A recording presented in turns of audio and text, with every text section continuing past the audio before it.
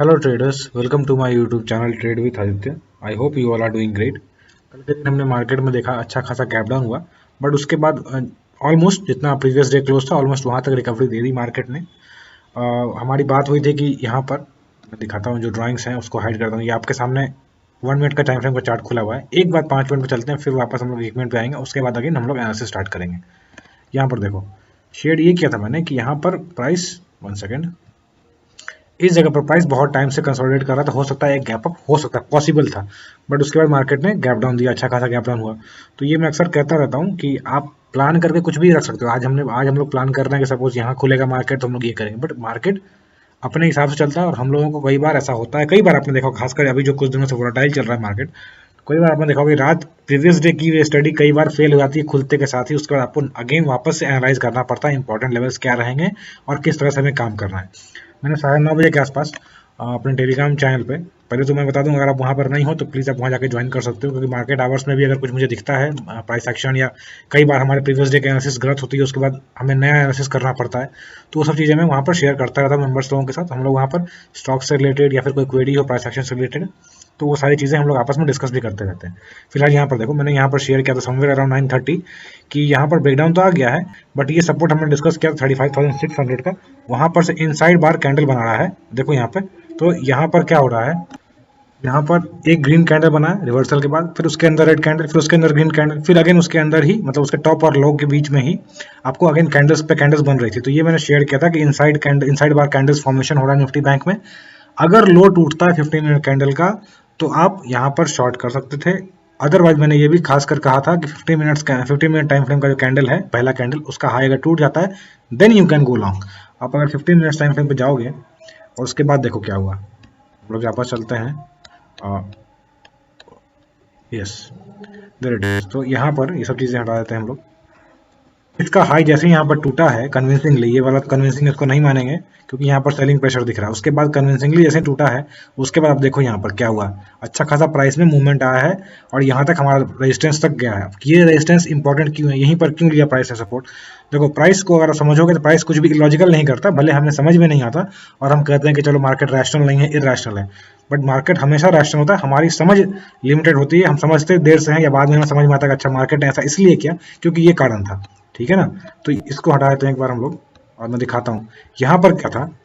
ये कैंडल देख रहे हो, यहाँ पर रेजिस्टेंस था, मतलब पहले सपोर्ट लिया था इसने, तो यहाँ का उसका इसी जगह पे आके इसने रेजिस्टेंस लिया, तो इसलिए ये देख लो आप। 1 सेकेंड, ये यहाँ पर सपोर्ट था, मैंने मार्क करके भी रखा हुआ था, और यहाँ पर वापस से इसने रेजिस्टेंस फेस किया। ठीक है ना, मैंने यहाँ बताया था कि ये लो जो है ये सपोर्ट की तरह एक्ट कर सकता है, बट सपोर्ट ने गैप डाउन जब हो गया तो व्हेन सपोर्ट इज मतलब ब्रेक डाउन होता है सपोर्ट का, thereafter it becomes resistance, तो रेजिस्टेंस की तरह एक्ट करता है। यहाँ पर रेजिस्टेंस की तरह एक्ट किया। निफ्टी में भी हम लोग देखेंगे इस तरह से ही कुछ हुआ था। अब कल के लिए क्या एक्सपेक्टेशन है हम लोग ये देख सकते हैं ब्रीफली, और उसके बाद कुछ इंपॉर्टेंट स्टॉक्स, कुछ पर्टिकुलर प्राइस फॉर्मेशंस जो कि मैं आपको समझाना चाहता हूँ, जिससे आपको सीखने को मिलेगा कुछ ना कुछ, वो वीडियो के एंड में हम लोग डिस्कस करेंगे। ठीक है ना, तो आप बने रहना एंड तक। चलो स्टार्ट करते हैं, कल के लिए क्या एक्सपेक्टेशन है।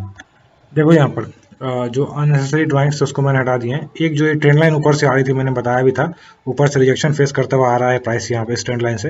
हो सकता है प्राइस एक बार ऊपर जाके यहाँ से वापस से रिजेक्शन फेस करे, या फिर क्योंकि मल्टीपल टाइम्स टेस्ट हो चुका है ये रेजिस्टेंस, ये ट्रेंड लाइन, तो अब वीक हो चुका होगा और यहाँ पर प्राइस या तो सीधा ही ब्रेकआउट कर दे या फिर थोड़ा टाइम बिता के वापस से ऊपर निकल जाए। ठीक है ना, ये बात ध्यान रखना कि अब ट्रेंड लाइन वीक हो चुका है, तो बहुत ज़्यादा इस पर शॉर्ट करते हो अगर इस ट्रेंड लाइन के बेसिस पे, तो बड़े टारगेट्स मत रखना। ठीक है, ये तो ट्रेंड लाइन की बात होगी। उसके अलावा अभी कल के लिए क्या लेवल्स रहेंगे, यहाँ पर ये प्रीवियस डे हाई तो आप मार्क कर लो सबसे पहले, मतलब आज का जो कल का जो हाई था उसको आप मार्क कर लो। इसके ऊपर 36,300 के ऊपर अगर खुलता है, गैप अप अगर होता है, तो ये रेजिस्टेंस से यहाँ से रिएक्शन ले सकता है या फिर यहाँ से रिएक्शन ले सकता है।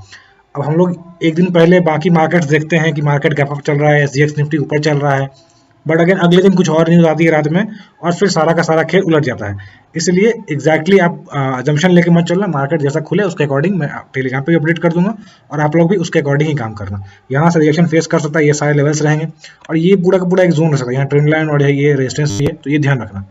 अब अगर ये नीचे खुलता है, सपोज ऊपर जाने के बाद में नीचे टूटता है, जैसे ही ये लेवल टूटे 35,900 का, वैसे ही आप अगेन 200-300 पॉइंट के लिए यहाँ तक शॉर्ट कर सकते हो एंड देयर आफ्टर कोई मेजर सपोर्ट नहीं, आराम से अगेन 35,000 के आसपास प्राइस जा सकता है अगर वीकनेस रहती है तो। और वीकनेस कैसे रहेगी, प्राइस देखो वही कह रहा हूँ मैंने पहले भी कहा था, प्राइस के हिसाब से नहीं चल रहा, अभी न्यूज एक्शन हो रहा है। तो कुछ भी न्यूज आएगा और मालूम चला मार्केट को जाना था ऊपर, मार्केट ने कैप अप किया, बट न्यूज के कारण वापस से पूरा का पूरा नीचे आ गया। तो इसके लिए भी तैयार रहना, ये नहीं कि सर सेटअप बता रहा था ऊपर जाने का बट नीचे कैसे आ गया, प्राइस स्टडी फेल हो गई, ऐसा नहीं। अभी सिचुएशन ही ऐसा है कि एक छोटी सी न्यूज भी बहुत ज़्यादा मार्केट को ट्रिगर कर देती है। इसलिए ये ध्यान रखना कि अगर ये लेवल टूटता है तो आप नीचे तक के लिए शॉर्ट कर सकते हो, और उसके बाद ये लेवल अगर टूटता है तो यहाँ तक के लिए भी शॉर्ट कर सकते हो, बट डिपेंडिंग ऑन कि प्राइस कहाँ से शुरुआत की है उसने। अगर प्राइस मान लो गैप अप होता है और यहाँ ऊपर जाके फिर नीचे आता है तो फिर इतना लंबा मूवमेंट के बाद प्राइस थक जाएगा, तो हो सकता है ये लेवल टूटे तो फिर प्राइस थक जाए। ये सब चीजें बैक ऑफ द माइंड अपने रखना। अगर नीचे खुलता है मार्केट उसके बाद ऊपर चलता है तो ऊपर चलते वक्त यहाँ तक आते आते मार्केट थक जाएगा। तो ये सब चीजें भी ध्यान रखना है मार्केट को जब एनालाइज करते हो या प्राइस एक्शन का ट्रेडिंग करते हो, प्राइस एक्शन बेस्ड ट्रेडिंग करते हो तो, ठीक है ना। तो ये बेसिक बात रही, और ज्यादा कुछ बताने को नहीं है। जो भी मार्केट के आवर्स में कुछ लाइव दिखेगा मुझे तो I will share with you Telegram पे। अभी चलते हैं हम लोग निफ्टी पे। यहाँ पर निफ्टी का भी चार्ट देख लो, यही हमने डिस्कस किया था कि ये रेजिस्टेंस ले सकता है, यहाँ पर रेजिस्टेंस लिया बस उसके बाद ब्रेकआउट किया है, और निफ्टी अभी स्ट्रॉन्ग दिख रहा है। बैंक निफ्टी कैसा नहीं है, दोनों ही स्ट्रॉन्ग दिख रहे हैं, but Nifty as compare to bank Nifty थोड़ा स्ट्रॉन्ग दिख रहा है इंट्राडे बेसिस पे, ठीक है ना। चलो बात कर लेते हैं कल के लिए क्या इंपॉर्टेंट लेवल्स रहेंगे। देखो आपके सामने 50 मिनट्स का टाइम फ्रेम का चार्ट है निफ्टी का। इसमें क्या देखना है, सबसे पहले जैसे निफ्टी बैंक में दिखाया वैसे आप यहाँ देखो एक ट्रेंड लाइन जो आ रही है ऊपर से, यहाँ पर रिजेक्शन प्राइस दे रहा है, उसको ध्यान रखना। अगर मार्केट ऊपर निकलता है तो एक बार हो सकता है ये ट्रेंड लाइन को थोड़ा एक्सटेंड करोगे, इस जगह पर कहीं पर भी एक रिजेक्शन फेस कर सकता है 17,100 के आसपास। बट एक चीज मैंने कही थी आई थिंक संडे को जो मैंने वीडियो बनाया था उसमें, कि जिस तरह का शार्प फॉल आया है ना, ये वाला जो फॉल आया है, अब इसकी रिकवरी एक बार 17,000 तक डायरेक्ट आ सकती है, बहुत ज्यादा चांसेस है। आपको दिख रहा है मार्केट ने गैप डाउन किया भी है, बट उसके बाद स्ट्रेट लाइन में ऑलमोस्ट मूव किया है निफ्टी ने। अब देखो बैंक निफ्टी जितना मूव किया तो उससे ज्यादा निफ्टी ने मूव किया है, ठीक है, उसके ऊपर प्रीवियस डे के ऊपर क्लोजिंग दे दी है, और अच्छी खासी क्लोजिंग दी है 50 मिनट्स टाइम फ्रेम पे। इसलिए ये बातें आप ध्यान रखना कि अगर ऊपर निकलता है तो 17,000 तक एक बार ऊपर जा सकता है, और 17,000 के आसपास 17,100 के आसपास आपको एक रिएक्शन फेस कर सकता है, चांसेस हैं इसके। ऐसा नहीं मैं कह रहा हूं कि यहाँ पर फेस करेगा ही, ठीक है, ध्यान रखना ये बात को। कई बार क्या होता है कि यहाँ पर बहुत बार टेस्ट कर लिया तुरंत, अब यहाँ काफी टाइम से वापस नहीं आया, इसके पास आके एक बार रिजेक्शन फेस करे उसके बाद ऊपर निकले, ये भी पॉसिबिलिटी रहेगा, ठीक है। ये सब चीजें जब प्राइस को आप स्टडी करते हो पास्ट में किस तरह से काम किया, तो ये सब चीजों को भी नोटिस किया करो। चलो अभी कौन से सपोर्ट रहेंगे पहले वो डिस्कस कर दें। अगर ये नीचे टूटता है, मान लो गैप डाउन हो जाता है, कुछ भी होता है, अगर इसके नीचे खुल जाता है तो फिर आपके पास यही मेजर सपोर्ट है देयर आफ्टर दिस 16,200 का। अगर वीकनेस बनी रहती है तो इसके नीचे फिर 16,000 या 15,900 का लेवल भी दिख सकता है। वो डेली चार्ट में मैंने डिस्कस किया था, अगर आपने वो देखा नहीं है तो संडे वाली वीडियो में टॉप राइट कॉर्नर में लिंक कर दूंगा, आप वहां जाके देख सकते हो डेली चार्ट पे कौन सा मेजर सपोर्ट और रेजिस्टेंस है, ठीक है। नीचे के लेवल्स के लिए क्लियर है, कुछ ज्यादा इसमें कंफ्यूजन नहीं है। एक बार के लिए प्राइस यहाँ पर होल्ड कर सकता है थोड़ा सा, ठीक है ना, बट आई डोंट थिंक यहाँ बहुत ज्यादा सपोर्ट मिलना चाहिए। देखते हैं अगर सपोर्ट दिखेगा तो ठीक है, बस ये एक लेवल को माइंड करके चलना। ऊपर चलने के लिए फिलहाल अभी इसके लिए पूरा खुला एरिया है। अभी देखते हैं अगर गैप अप करता है तो इस जगह से कहीं रिजेक्शन फेस कर सकता है। अगर रिजेक्शन फेस करता है तो हमें ट्रेंड लाइन को ध्यान रखना है। अब एक कैंडल अगर ट्रेंड लाइन को तोड़ देती है तो ये मत समझना कि ब्रेकआउट होगा, कई बार ऐसा ट्रैप करने के लिए भी होता है, तो कन्विंसिंगली क्लोज होने देना, उसके बाद करेंगे काम हम लोग, ठीक है। तो अगर रिजेक्शन काम होता है तो यहाँ से या फिर इस जगह इस जोन से कहीं से रिजेक्शन हो सकता है, इन दैट केस शॉर्ट कर सकते हो। बट ध्यान रखना कि ये मोमेंटम को चेज करने के लिए अगर मार्केट ऊपर चलता है तो कई बार टारगेट छोटे रखना, क्योंकि मार्केट किस जगह से रिवर्सल देगा कुछ पता नहीं। अब ये देखो रिवर्सल, ये जो मूव आया है इसमें कहीं पर भी करेक्शन नहीं है, सीधा का सीधा ऑलमोस्ट स्ट्रेट लाइन में मूव है। तो इस तरह की मूव्स भी आ सकते हैं, ये बात आप ध्यान रखना, ठीक है। और छोटे टारगेट्स करना अगर अपोजिट काम करते हो ट्रेंड के, तो ठीक है। ये बार बार मैं कहता हूँ, लोगों को रिपीटेटिव लगता होगा, बट कई बार लोग इस जिद में बैठे रहते हैं कि हाँ मैंने सेटअप के हिसाब से स्टडी किया है, मैंने सेटअप के हिसाब से ट्रेड लिया है, तो अब इसको सही होना है। मैंने कई बार ये कहा है कि ऐसा कोई सेटअप नहीं है मार्केट में, ऐसी कोई स्ट्रेटजी नहीं है मार्केट में, ऐसी कोई स्टडी भी नहीं है मार्केट में जिसको मार्केट ने फेल नहीं किया हो, मल्टीपल टाइम्स फेल किया होगा। हर एक स्टडी, हर एक स्ट्रेटजी, चाहे इंडिकेटर बेस्ड हो चाहे प्राइस एक्शन बेस्ड हो। इसलिए कभी भी स्ट्रेटजी पे फेथ रखो, अच्छी बात है, कॉन्फिडेंस रखो अपने स्टडी पे, अच्छी बात है, but market is always supreme. तो ये जिद पे नहीं बैठ जाना कि मैंने यहाँ पर सेट किया है, ये रेजिस्टेंस यहाँ पर आएगा ही आएगा, चलो थोड़ा प्राइस ऊपर भी निकल गया तो मैं वेट करता हूँ, और इस चक्कर में लोग अपने प्रॉफिट को लॉस में बदल लेते हैं या लॉस को और बड़ा लॉस ले लेते हैं। ये काम नहीं करना है, मार्केट से फाइट नहीं करना है। मार्केट आपसे बहुत सुप्रीम है, तो अगर मार्केट आपके अगेंस्ट जा रहा है तो मेरा सीधी सिंपल लैंग्वेज में कहूंगा, हाथ जोड़ के उसके रास्ते से हट जाओ और फिर अगली ट्रेड का वेट करो, अगली अपॉर्चुनिटी का वेट करो, ये मार्केट को स्टडी करो, ठीक है ना। ये बात ध्यान रखना, ये नहीं कि मतलब अगर ये रेजिस्टेंस है तो यहाँ से रिजेक्शन फेस करना ही चाहिए। हो सकता है यहाँ सीधा ऊपर निकलता चला जाए बिना हॉल्ट किए, तो क्या जिद करोगे आप मार्केट से? नहीं। अल्टीमेटली फाइट करके नुकसान किसका होगा? मार्केट का नहीं होगा, अल्टीमेटली फाइट करके नुकसान आपका होगा, ठीक है। चलो तो ये रही बात। अगर ऊपर चलता है तो हमारा रिजेक्शन का लेवल ये रहेगा। अगर कहीं रिएक्शन करके नीचे सपोर्ट आता है तो अगेन रिएक्शन पे काम करोगे अगर, तो बेस्ट रहेगा, स्टॉप लॉस छोटा बनेगा और ऊपर तक के लिए हम लोग राइड कर सकते हैं। मैं भी, मेरा विश्वास है, आई थिंक, आई बिलीव, देखते हैं, मेरे बिलीव से कुछ नहीं होता, मैं पहले कह दूं, मुझे लग रहा है एक बार ये रन अप, एक बार 17,000 तक का लेवल तक टच करे, 17,000, 17,060, 80 के आसपास, और उसके बाद थोड़ा सा रिएक्शन फेस करे। अगर इसको ऊपर चलना है तो वहां पर थोड़ा होल्ड करके ऊपर चल सकता है, पॉसिबिलिटी है ये। क्यों? क्योंकि ये पूरा जोन भी है, ट्रेंड लाइन का रिएक्शन भी आ रहा है यहाँ पर, हो सकता है यहाँ टाइम बिता के फिर ऊपर चले, अगर ऊपर चलना है तो, नहीं तो रिएक्शन यहाँ से हो सकता है। और न्यूज बेस्ड है तो लेवल्स वगैरह सब कुछ गलत होते हैं, मतलब न्यूज के बेस पर अगर काम कर रहा है मार्केट, तो आप कितना भी लेवल्स डिसाइड कर लो, कितना भी प्राइस एक्शन स्टडी कर लो, काम कुछ देने वाला नहीं है। अल्टीमेटली आपको उस दिन जिस दिन ट्रेड करना है उस दिन लाइव मार्केट में आपको एनालाइज करना पड़ेगा। ठीक है, चलो अब बात कर लेते हैं हम लोग स्टॉक्स पे। क्या मैं दिखाना चाह रहा था आपको वो हम लोग देखते हैं हम लोग।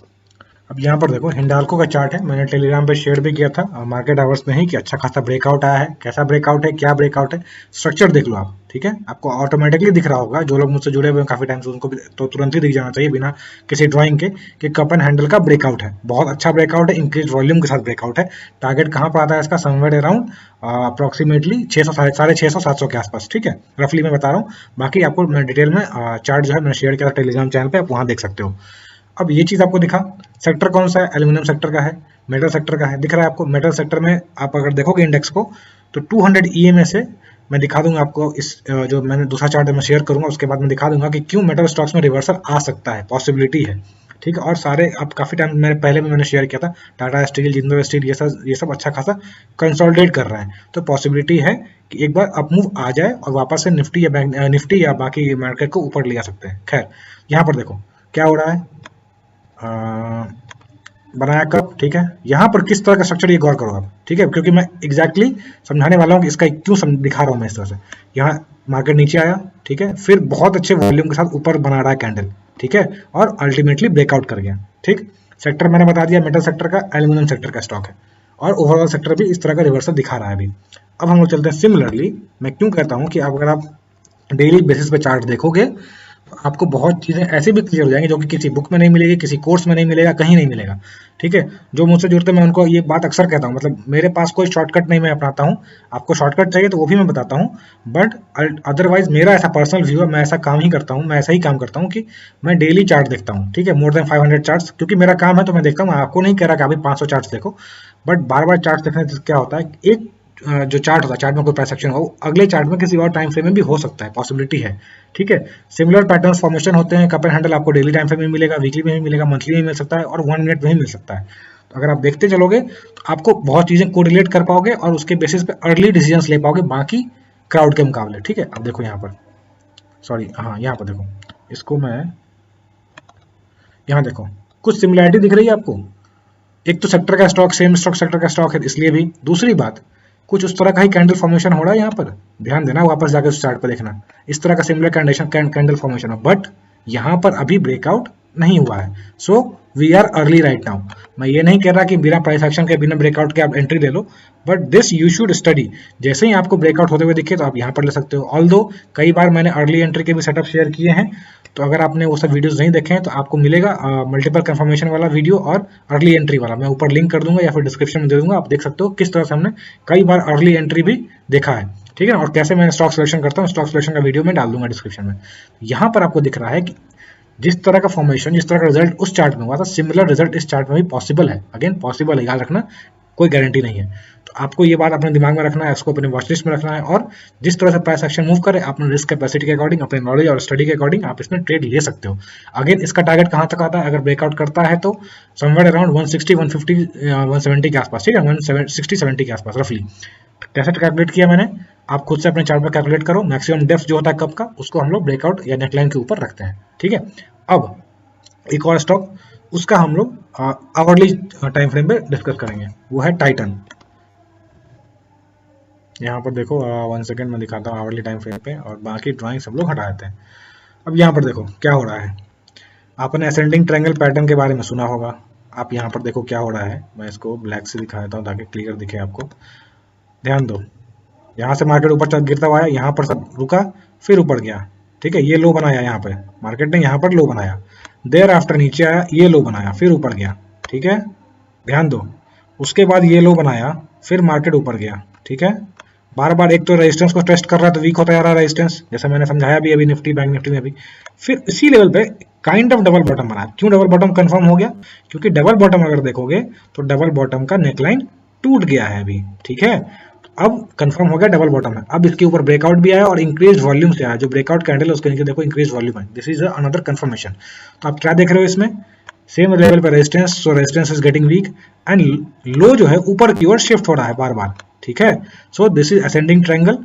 अब यहाँ पर बायर्स स्ट्रांग हो रहे हैं, चांसेस है एक बार ये लेवल टच कर सकता है 2687 का, एंड उसके बाद असेंडिंग ट्रायंगल का पैटर्न के हिसाब से किस तरह से टारगेट निकालते हैं वो भी आप देख लो, मैं रफली बता देता हूँ। मैक्सिमम डेप्थ को लेते हैं और उसको नेकलाइन के ऊपर पेस्ट कर देते हैं, ठीक है। तो हमारा टारगेट समवेयर अराउंड निकल के आता है 2770 या 2800 के आसपास का एक टारगेट निकल के आता है, ठीक है। तो ये चीज़ आप ध्यान रखना, लाइफ टाइम हाई का आराम से इसको तोड़ सकता है, उसके ऊपर निकलेगा तो एक अनदर पोटेंशियल भी खुलेगा इसमें, which will be somewhere around, देखो मैक्सिमम डेप्थ को अगेन कॉपी करेंगे और उसके बाद एक रेंज का ब्रेकआउट आएगा तो अनदर पैटर्न खुलेगा, उसको हम लोग यहाँ पे अगर रखेंगे तो हमारा टारगेट निकल के आता है 3170 या 3200 के आसपास का टारगेट भी आगे निकलता है जैसे जैसे प्राइस ऊपर निकलेगा, ठीक है ना। तो मल्टीपल पोटेंशियल है इसमें, इसको अपने वॉच लिस्ट में रखो, अपने स्टडी के अकॉर्डिंग ट्रेड करना और रिस्क कैपेसिटी को फॉलो, रिस्क मैनेजमेंट को फॉलो करते हुए, ठीक है। चलो, thank you for watching, this was it. अगर आपको ये एनालिसिस पसंद आई तो आप प्लीज़ वीडियो को लाइक करें और शेयर करें अपने दोस्तों के साथ भी, ताकि उनको भी कुछ बेनिफिट मिल सके। If you are new to my channel तो kindly subscribe my channel, subscribe button के पास जो बेल आइकन है उसको हिट कर दीजिए ताकि कोई अपडेट्स आपसे मिस ना हो। अगर आप मुझसे मेरे टेलीग्राम चैनल पर जुड़ना चाहते हो तो डिस्क्रिप्शन में मैंने लिंक दिया हुआ है, आप जाके वहाँ पर मुझसे जुड़ सकते हो। Thank you for watching, keep learning.